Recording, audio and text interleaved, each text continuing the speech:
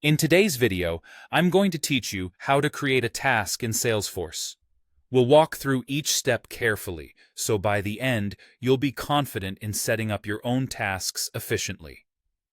Let's dive in. First, you'll need to navigate to the specific record you want to link your task to. This could be an account, an opportunity, or even a lead. Imagine you're working on a potential deal and need to follow up with a client. You'd choose the record related to that deal.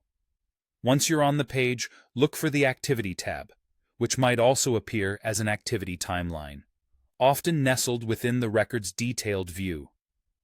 It encompasses all previous and scheduled activities, serving as an essential hub for managing interactions and follow-ups.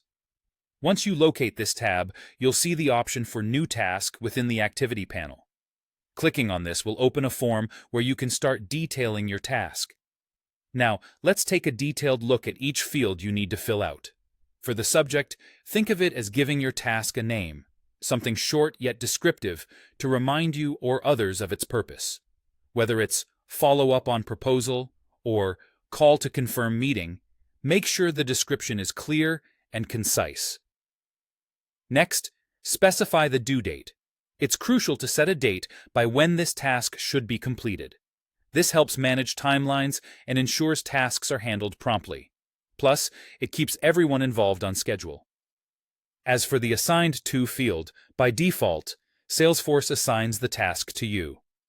If you'd rather have a team member take charge, you can easily change this to another user. The Name field will generally autofill with the related contact or lead's name, which personalizes the task. If you're working with someone like John Smith, his name should appear here automatically. Similarly, the Related To field typically populates with the record type you're currently on, whether that's an account, an opportunity, or something else. This automatic linking keeps tasks organized and context-rich. Then there's the Status and Priority. These are essential for managing task progress and importance.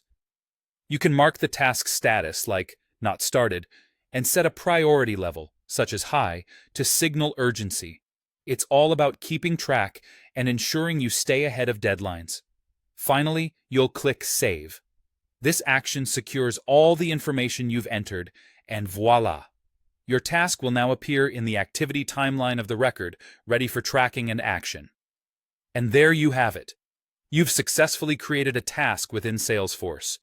This process not only streamlines your workflow, but also ensures you're always on top of your follow-ups and interactions. I hope this guide has been helpful, and if you have any questions, feel free to ask.